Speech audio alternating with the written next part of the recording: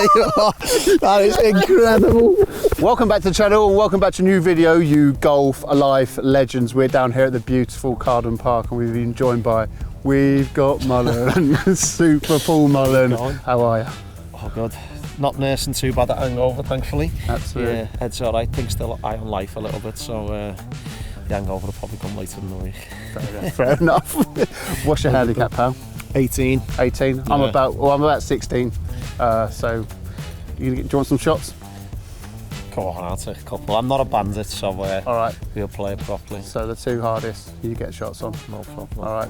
Big thanks to Golf Travel Centre for sorting this out. Let's go, mate. Golf life is the only life we know.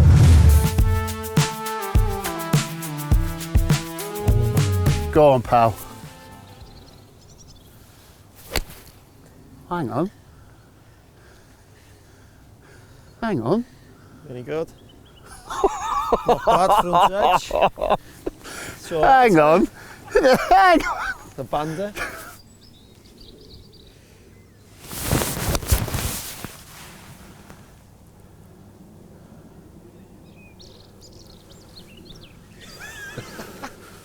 Chainsaw. Get out the woods. Right.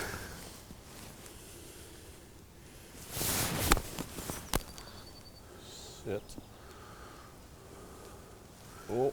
We dancing? Oh no, nice. Long. Mr. Paul Mullin for a birdie. Oh. Jesus.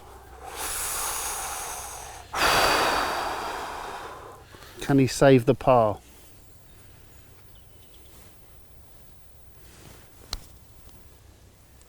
Oh! Jesus. It's a whisker. Oh my God. Just hasn't turned in, has it? Yeah, all good, all good. Bastard. There we go. So, got away with that. All square, one play. So after checking with Big Ange, Paul gets one shot and it's on the 9th hole. So it could be crucial. This is going to be a tight game, I reckon.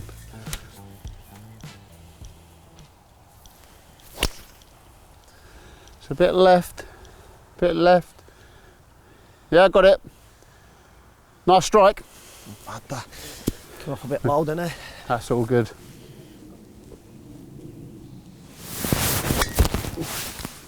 That's high as well, and that's left. And the water.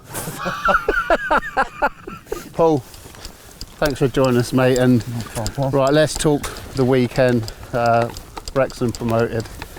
I mean, what a season it's been, huh? Oh, unbelievable. It was just incredible, and I think the end was quite fitting as well. We got one down after a minute, and you're like, wow, like this is it now, backs against the walls. Like, I thought it was quite fitting, and then obviously to come back and win the game, like we had to do it at home after like the whole year, well, 15 years that they've been through. Yeah. To get the chance to do it at home, you've got to take it. And at half time, that's what we were saying. We just had to make sure that this is the one today, and to win the game was unbelievable. Mate, I watched the game on TV, and the atmosphere at the racecourse ground is mad, isn't it? Oh, mental.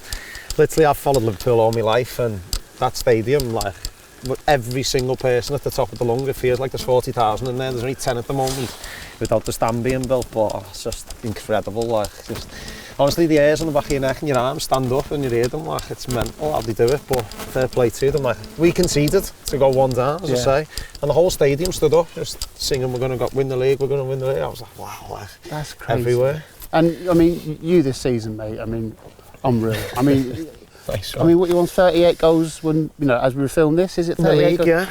League Jesus goals. Christ. It's 46 or 7 all in, something like that. I mean, you must be pleased with that return. Yeah, no, like every year, everyone always says, don't you want to do better here, like next year, like, and genuinely mean it. But last year, obviously, well, 3 years ago at Cambridge, it was 32, 34. Yeah. And then last year it's the same 32. And you want to get better, and you think it's going to take some doing, and then blew it out the water somehow. Just absolutely smashing it. Nah, it's been incredible. Like, it's just chances. Obviously, it's down to the lads that they create for me, but to be able to put them away, like, it's It's been a whirlwind of a season, but so enjoyable. The 2 goals on Saturday were a joke, and the scenes afterwards, you know, the celebrations were immense. But what was it like for you and the boys afterwards?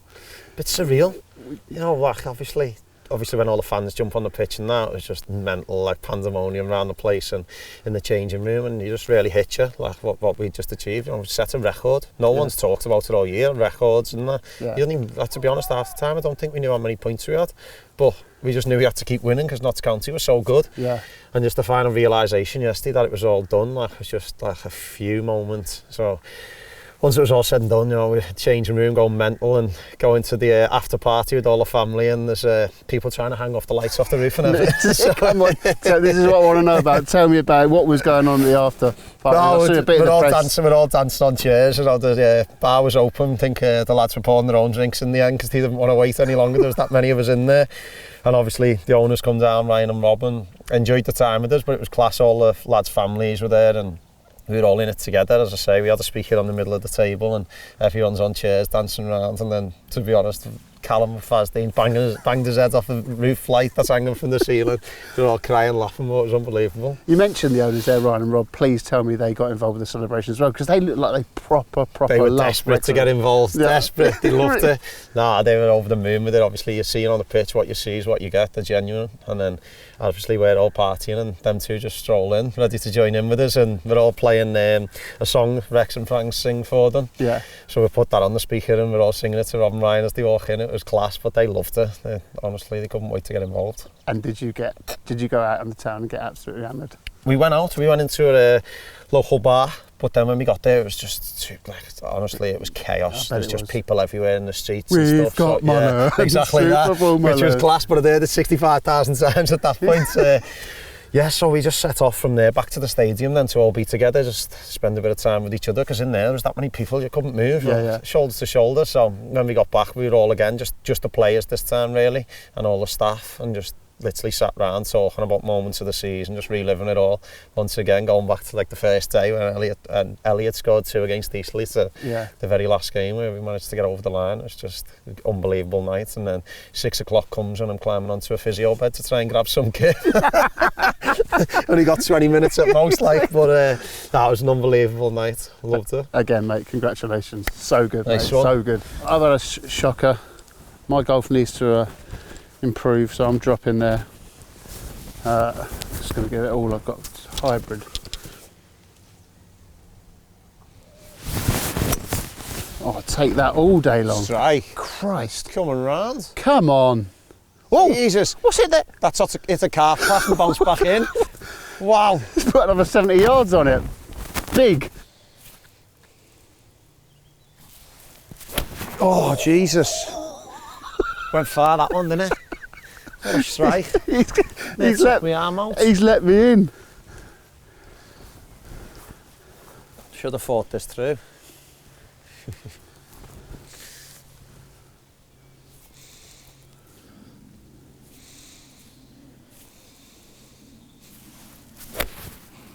That's out. That's out. Thicker than you think, that.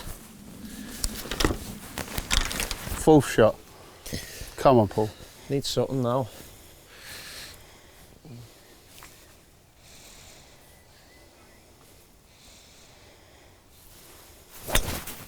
Oh my God. Playing the wrong hole. Pin high though. It's pin high. Oh, I like that. Off the line. I like that. Up the slope. Oh, stop, stop, stop. Oh, tell you what, I'm taking that. Too far, miles too far. 4.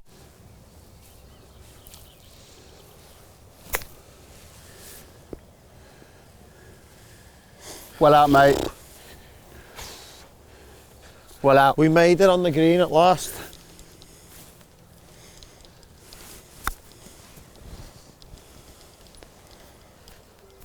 Oh, not enough legs.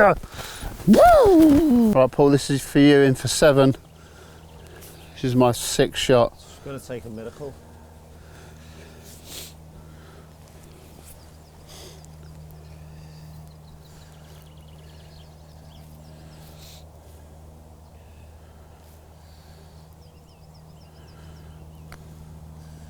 Good effort. 8. Unlucky. Take it away, mate. Take it away. So you're in for 8. Oh. Can he go 1 up?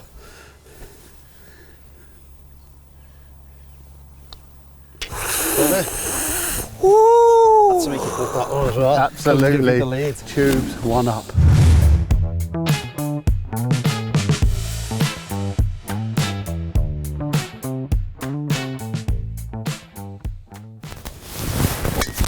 Gone left again. What am I doing, man? This is normally the strongest part of my game, driving and not playing good golf. Not playing good golf. No.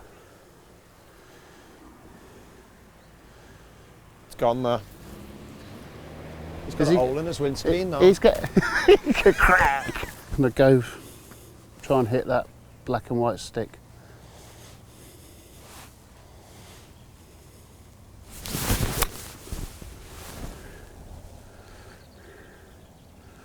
Gone in the bunker. This is pathetic.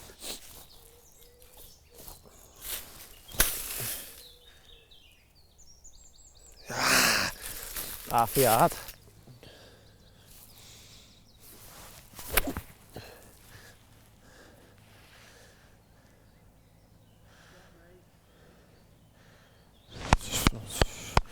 Good effort. Ridiculous that I'm in here. But let's try and savour it.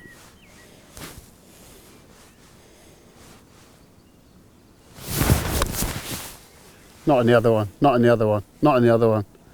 Oh, take that. I'm out. Paul, Rob and Ryan signed you for Wrexham. It's mad what's happened there, isn't it? With the whole thing and, you know, the documentary. When you got that call, were you like, oh, that's some of that? Yeah, it's like a whirlwind. Well, first off, I was sat in my mum's garden. My house was getting renovated. So I was sat in my mum's, and then private caller comes on my phone, Beverly Hills. I was like, Jesus. Answer, it was Rob on the other end. And the mad thing was, that moment he was telling me his way forward, his plan, what he envisaged for the club, and everything he told me on that call, he's stuck to him up to now. I couldn't have asked any more. But it's unbelievable, but sometimes you're like, what is happening here? Like, whirlwind, some of the stuff that happens, walk out the toilet and Will Ferrell's standing in the changing room, oh, nice to meet you. But you just sort of get used to it. Do you know, like all the cameras around for the documentary, you just get used to it in the end and it just becomes normal. Like, you just accept cameras being in your face while you're getting changed and stuff. Like, I don't know how you get your head around it, we just do, naturally. Is it like being in a bit of a dream? Like you said, like popping out and there's Will Ferrell just sort of hanging around? Like, it's just mad. Like, because Rob and Ryan are so cool, basically so sound, like normal fellas, they just make you feel as comfortable as you can do. Yeah. You're sort of just like seeing the A-listers they are. Like everyone else who comes, they're just the same. Everyone's just a human being, do you know what I mean? Like, and no one gets overawed by them anymore. Everyone's just like, oh, nice to meet you. Like, this normal conversation, it's mental. And then you've got Rob and Ryan who treat us like idols, like we're their idols. Because I remember that, because I saw that at the end of the game a few weeks back. He's like, can I have your shirt? Can I have your shirt? Ryan Reynolds, like, can I have your shirt? It was mental. My reaction was even better. I was like, what, really? Really? But that's what I mean. It's mad. But they treat us like that. But it just means that when, obviously, their friends come, we were also big superstars, that everyone's just so at ease around people like that now. It's just normal. Like, it's mad. Has your life changed as well? Did people just go, oh, can I get a photo? Can I get a picture? Like, obviously they did before because you're football, but you've been on a documentary watched by millions now.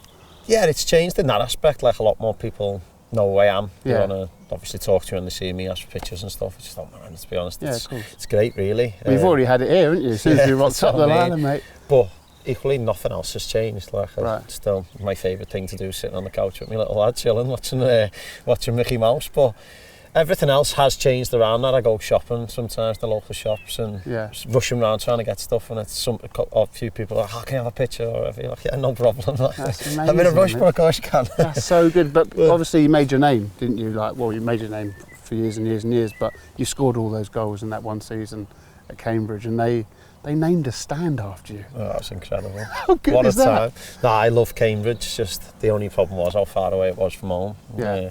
Being away from the baby, but that day about the with the stand was actually like when I first seen it, I'd finished the game away at Carlisle and I broke a club record for most goals in a season, and they showed me like, look at the stand. So I was like, how long that's been done for? They're like, oh yeah, we had it up ready last week. We were ready to cut the ribbons when you had a penalty. But only luckily the keeper saved it. Imagine how embarrassing that would have been. I stood there in a curtain just forced down off the stand. But, imagine that, like you score like that. Yeah, just a big the Mullin stand. Oh, it was mad. Like looking back, like it was actually some achievement. Like play for clubs for years, and that doesn't happen for people. And obviously, I was only there just a year, really. Yeah. It was just class to be able to take my family and everything, and stood there and Paul Mullin stand named after me. It was, but it was unbelievable, especially what we'd done there as well. And all the lads were class. I loved every minute of it, but it was just too far away from me. Absolutely. Now you're in Wrexham. What a club! Absolutely, creating a new story. That could be nice. Oh, it's too much. That was deceiving, that. I thought that was bob on, Paul. Oh man, that was deceiving.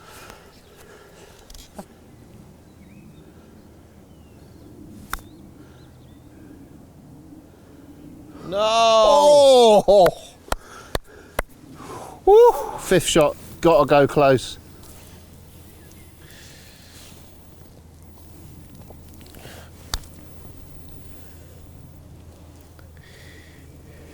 Oh, it's not it, innit? Right, so that's your fifth shot, isn't it? So this is for 6. 5, yeah. This has got to go in or it's your hole.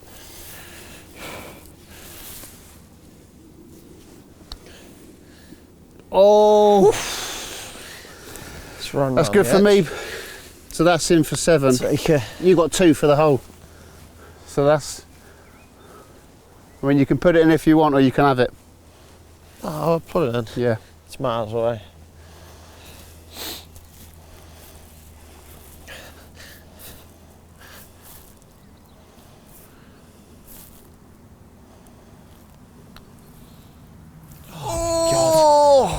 Still in for 6 though. All square. Right, all square, Paul. It's a good game, this. It's a level game. yeah. Who goes far is good. The standard is not good, but it's a level game. Nice shot. Got it. Yeah, it's good. It's good. It would be a good line into the green. I'm not so sure. Better. That's better. Sure, fairway finder. Yeah, take that. Bit high, but down the middle. Beautiful.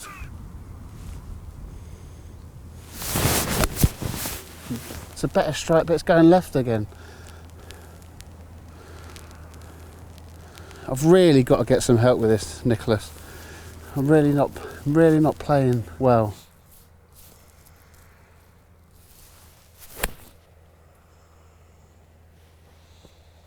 Too far left. Possibly. So we've hit the path and rolled down here. Come on.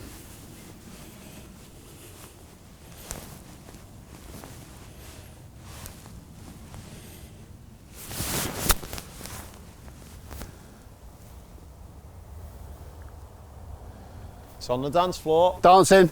You're dancing. Yeah.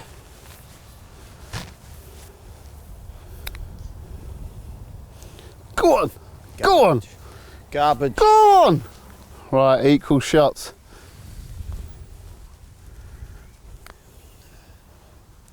Oh, delightful. Delightful. In for 5.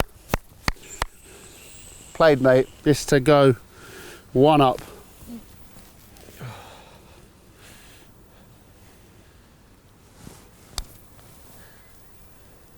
That could be. Oh, it's not enough. Not enough on it. Still all square.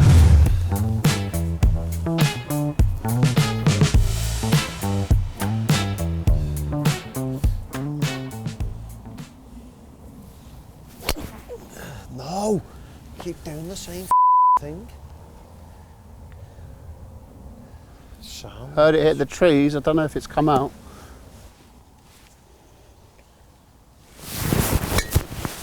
Oh, Yes. gorgeous. There we go. Stay out the bunker. That is gorgeous. Yes. It's in there somewhere, Paul. It's in there somewhere. Paul, you're writing a book. Yeah. Talk to me. I see it on your Instagram. Obviously, I know your agent, Nicola. I'm excited. You must be excited. Oh yeah, it's mental. To be honest, I was thinking when I signed for Wrexham about writing a book, mainly just around the whole Wrexham story. Yeah. And then surprisingly I got asked by the publishers, Penguin, would I like to do one with them. Yeah. And I jumped on it. I'd been writing notes already myself, but basically was going to do it just solely around this season. Yeah. But then obviously Dave approached me and we've just basically decided it'd be a good idea to write about my life and a few interesting things that have happened, obviously a few funny stories along the way, and then into the serious stuff with Albie, my son, and obviously especially now this season that's just gone, and my time at Wrexham and all the other clubs as well. So it's been a bit like a therapy really up to now, just talking things through at times, but enjoyed every minute of it up to now. I'm looking forward to getting it out there. Was it quite emotional writing it sometimes, obviously going through, you mentioned your son there, was it quite emotional writing it, Yeah, at points? there's a lot of times in it when it just takes you back to the moment, and especially around Albie, that's what I get most emotional about, and I don't even know why, because I genuinely don't care that he's autistic. It means nothing to me. Yeah. It's just sometimes he can't tell me how he feels, so that's what I find hard and struggle with. But there's other things in there, like there's moments like my mum telling me little things just like while I'm down in a moment, like years ago, and while I'm speaking about it I get upset, and it brings all the memories back of how you felt in that time and compare it to now, where I don't think I've ever been happier in life, especially after the weekend that's just gone. So it's I love doing it. It's just a bit like a therapy and it's enjoyable. And how did your football career start? I was in the garden as the youngest sibling getting abused. I was the goalie, getting goal. We used to have obviously a decent sized garden. We used to play footy, and it would basically just be I go in goal as the youngest. Everyone, like when someone scores 5, we'll swap. But it gets to 5 and he'd say they need to toilet and go in and wouldn't come back out for 2 hours. I'd be like, oh my God. You know what I mean? I'd end up just kicking the ball on my own then. But yeah, just literally in there and signed for Everton. Literally, I was used to play on the side of the pitch with me brother's subs to his team.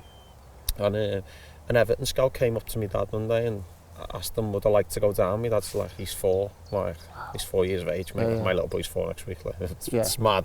And he was like, yeah, that's like he can just go with the under 6s and that. My dad's like, he's a baby, like I can't do that. And they asked me, and I said, yeah, like I'd love to go and play football for a team. I didn't think who it is or anything. Do you know what I mean? I just want to play for a team. 4 years old. And I just went and was training with like the under 6s and 7s, like pre-academy teams at Everton. I just went from there. It was just mental, like the whole story just like takes off from that. Just that one first taste at Everton of being part of a team and just hooked. And you went to Liverpool as well, didn't you? Yeah. I left Everton, under 9s. The coach was asked me, mum and dad wanted to take me out. My parents filed a complaint to the FA of bullying and things like that. So really? That'll be in the book, all about that. And I moved on to Liverpool, signed for Liverpool, which obviously was my boyhood team. Used to go and watch them every week, and then thought I was going to be the next Stevie Gerrard. It didn't turn out that way, did it? But there's Stevie Joe and Ryan Reynolds. He might know him. Not sure if he's his mate. Exactly. But yeah, I'm from Liverpool. I was really thinking you're going to play for Liverpool, and then at 16 get released, and there it is. Was that hard? Changed. Was that hard mentally? Yeah, especially as a kid. At 16, you think you're a big lad, don't you? But you're a baby.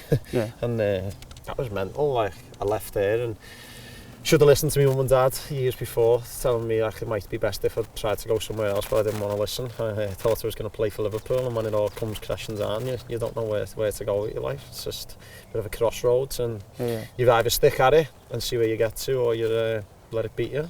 And you actually went out to Spain, didn't you, for a trial as well? Yeah, well after Liverpool, obviously I got released, and my auntie, her husband's Argentinian, and he knew somebody at Santander in Spain, and obviously it was just always sort of interested in me. I was 16 years old, but I went over on trial in Easter half term, Yeah. Just obviously after I'd like left Liverpool before the summer, and they were like, yeah, I'll come back in pre-season if we get it sorted and stuff. I was going to go and play in Spain, and when I got back there in the end of June, he basically went into admin. Oh, no. The owner, Yeah. which is quite mental now that I'm at Wrexham and that's happened and the other way round. Yeah, yeah. But the owner, he'd pulled all the money out, they paid nothing, they owed millions of pounds and ended up going in the 3rd division. But they've just actually last year got back into the one below La Liga after all those years, so it's not 10 years, is it? Wow. And that was an unbelievable experience as well, just living abroad for, even though it was a short time, it was just a different way of life again. Amazing. What's the book called? My Wrexham Story, it's called. Wrexham Story. But it is all about your life. It's all about my life all the way through, but obviously there's going to be a big focus on this season that's just gone as well, because it was an unbelievable one. Amazing. And you can pre-order that now, right? Pre-order, yeah, on Amazon Waterstones, and the audiobook's also going to get made by myself as well. So that'll all be out now. You can get it, and you'll be able to access it, I think, come the end of November. Okay, cool. And we'll put a link down below. So if you want to pre-order Paul's book, get involved. Cheers. Come on. No. 151 to the pin. The front of the green. Come on. Club face.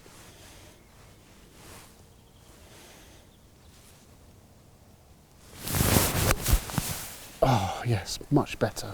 Much better. Yes. Yes. I love hitting a good goal shot. It doesn't happen a lot at the moment, but I love it. Go on, keep going. Keep running. Keep running. Good effort, pal. Take that.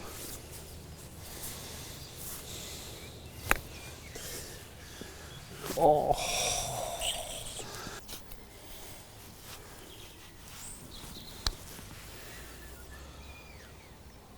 Oh, weight was lovely. Take it. I'll take that a par. Sticks you 1-0 up. Oh, thank you, mate. We'll finish it anyway. Yes! Oh, unlucky. One up. Absolutely loving this vid. Top man, top golf course. Love it. Right, come on.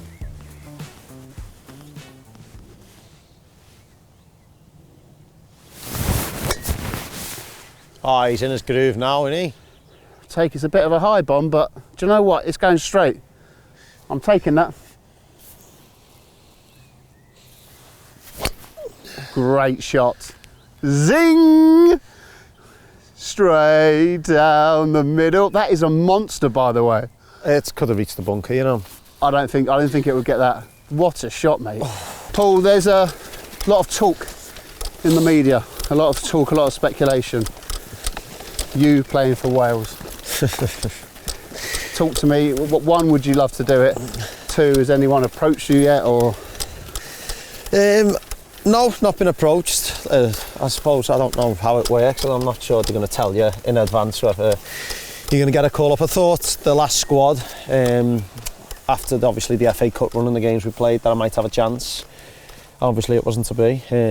But yeah, I'd love to represent Wales. Obviously, I was born in Liverpool. It's quite clear from my accent. I'll let me throat a bit gone after the weekend. But me dad's mum was born in Wales. She was Welsh, and I'd love to represent the people of Wales if given the opportunity. It'd be obviously a phenomenal achievement, and I don't know, I think I'd be over the moon. It'd be obviously the greatest thing of your life, and to represent a country and play at the highest level.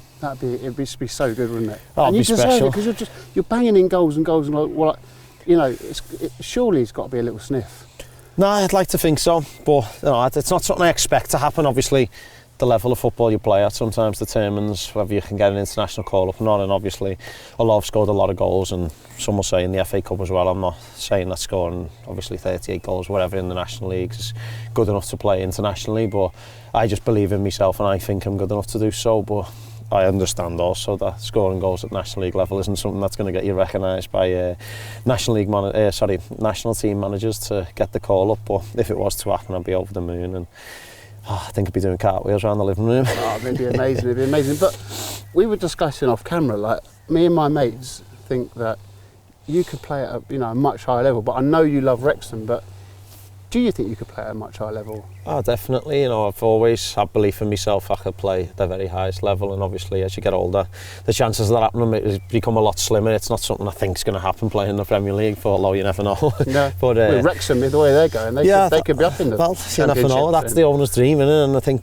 they'll chase the dreams like everyone else. Well, yeah, I think I can play higher. I'd love to play higher during my career. Obviously, the aim is to play as high as you want, and I love it with Wrexham. So hopefully it can be with Wrexham, and we can go as high as we can, and I can still be there for the ride. But I've got no doubt in myself that I could do. Obviously, FA Cup games when you get the chance to play against the bigger teams has worked out well for me. I enjoy playing in those games more than any others, because the bigger spotlight, the bigger the game, the better, really. And yeah, I think I can 100% play higher, and there's no reason why not. And goal doesn't change size, and the ball doesn't change size either. Absolutely. Have Rob and Ryan sat you down as a team and said, this is our plan, this is our 5-10 year plan, this is where we want to be going? No, not so much as a team. Obviously, the first time he called me up, Rob, he basically outlined his next 5-year plan as that he wanted to get as high as possible, and the aim to basically try to be a team who's in League One in 5 years' time from when I signed. So obviously in 3 years' time, the aim to be a really established League One team, which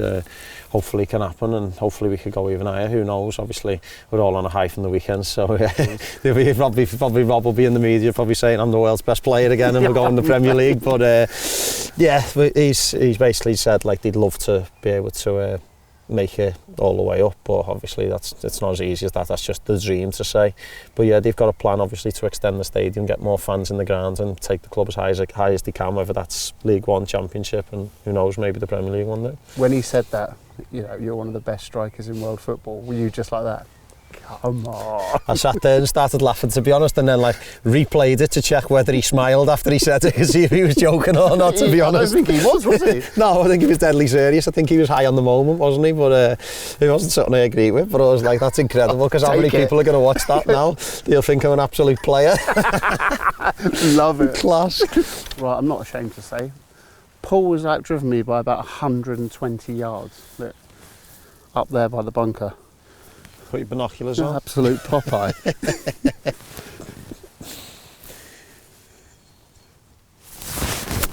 Yes! Get up there!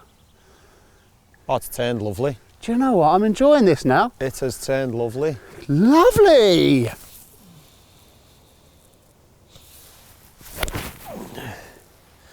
No, it's gone too far. Yep, you're good. That's Drop. sweet. All good. Right, I'm chasing Super Paul Mullin. He's straight up there. So this has got to be... Feeling confident though.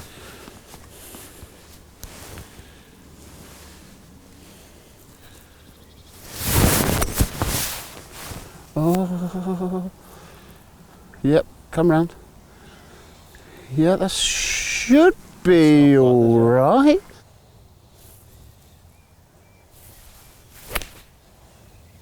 Get up, get up, get up. Dancing. We're at it.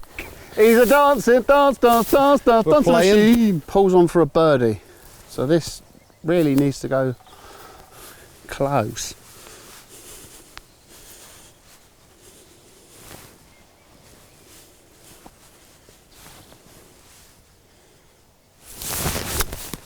Oh, that's not bad. If I hit it. Oh, it's nice. Oh. Is it enough though, Paul? That's the question.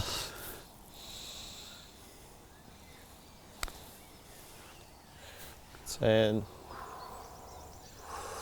Oh. Weight bob on as well.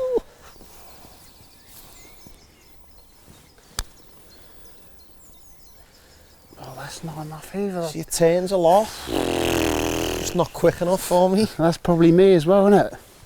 Just me. In for a bogey. Put the pressure on Paul.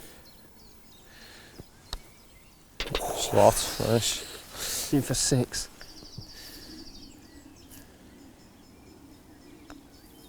Oh, it's all square. Sticks it in. There we go. What a spicy little game. Right, 7th hole, all square.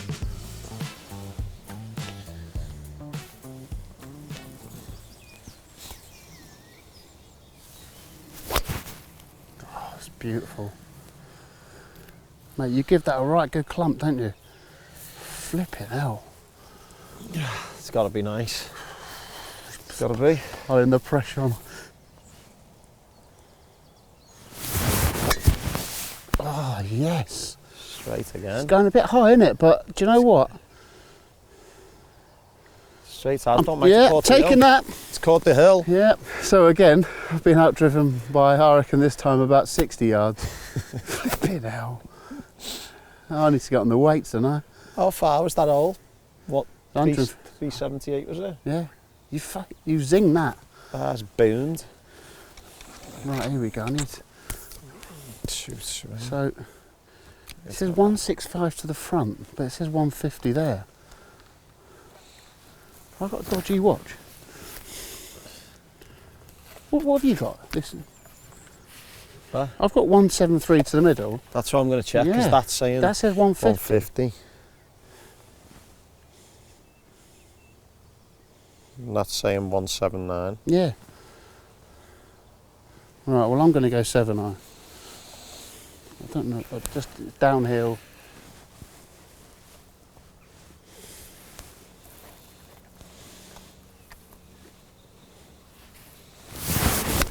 Oh no!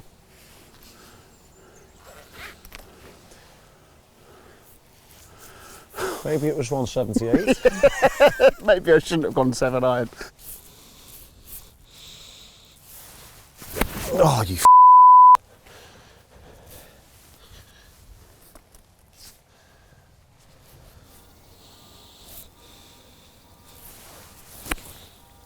Short again.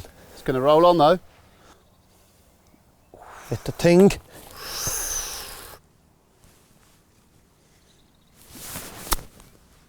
Get up, get up, get up, get up. Shot. Oh.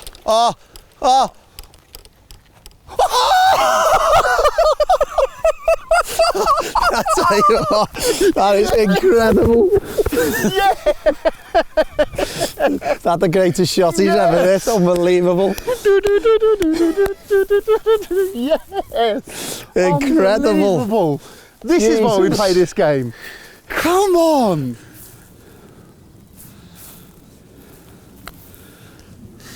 Actually, don't mind losing to that, to be honest. Oh! Don't mind losing to that. Mate, No, I'll let you get it out yourself. You get satisfaction out of that, though. thank you. Go on the ball. You all right, mate? How are we? Come on. This is a par 3 apparently. It's 202 yards. So, let's see what we can conjure up. Oh, this, do you know what? Coming back in. Sounded nice, that. Do you know what? It's nowhere near the green, but I'm taking that just because it sounded nice.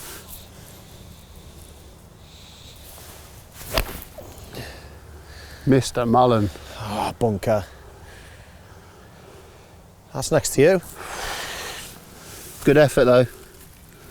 Just went a bit right, didn't it? Paul, I'm going to go old school here.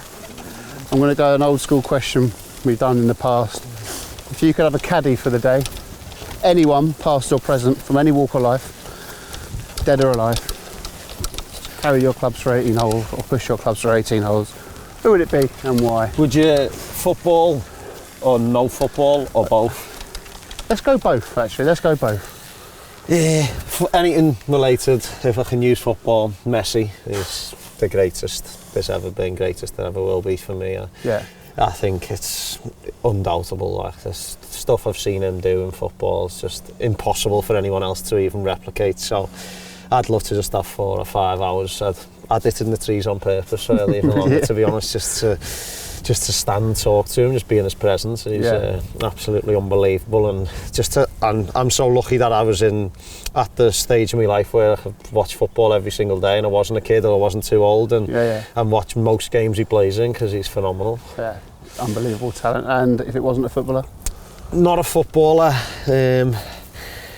You'd say, well, Tiger Woods is golfer, for it. He'd have a great round, but Lewis Hamilton, love F1, but I think if he wants to have a good day, it'd be Conor McGregor. What a guy. Imagine walking around the course with Conor all day. He'd have the proper 12 on the go, his stout as well. But Conor, his people actually reached out to me a couple of weeks ago. They wanted to make a donation to a charity that I'm ambassador of in Wrexham, Your Space, it's called, autism charity. Amazing. He reached out and made a £10,000 donation, which I'm forever, well, not just me, everybody at the charity and the organisation are over the moon. It's a massive donation, and we couldn't be more grateful for him. He's a class fella, and hopefully one day he'll play around the golf with me and mate, that's unreal, man. That's unreal. Some guy, fair play to him. How does he know about the charity? How does he know? I don't know. He knows about you, he obviously. Literally just got in touch through his people. I don't know how we got to know. Maybe he's a secret closet Wrexham fan now after the attention we've got. But yeah, I was taken back, to be honest, and he's obviously pledged his money to a charity that obviously I've partnered with to help kids out, especially around Wrexham and in the community with autism. I mean, obviously they do a lot of great work with them, and now that just gives them even more funds to be able to give the kids even more, and couldn't be more grateful to him. Like, what a fella. I know he gets bad press from people, but he does so much good for people, and people really need to look into that, because he's just like everyone else, a human. That's amazing. Well, respect for you for doing the charity and stuff like that, and Conor McGregor, that is absolutely top class.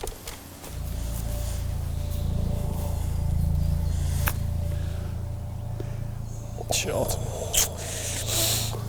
Chippendale. I'm a Chippendale.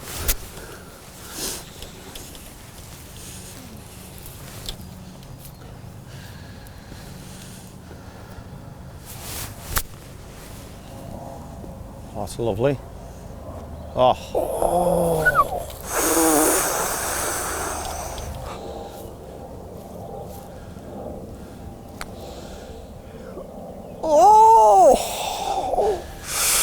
In for four. I feel like punching flag. Well, this is to win the match, isn't it? This is to win the match.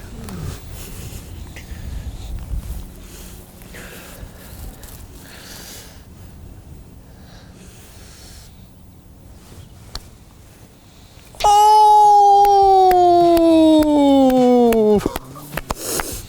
They took the flag out. Mr. Paul Mullin. Super Paul Mullin, thank you so much, mate. Victory. Really appreciate it, mate. Really appreciate Incredible. it. Please go and buy your book. Link down below. Get involved. Carden Park, you've been amazing. Please like, subscribe. See you later.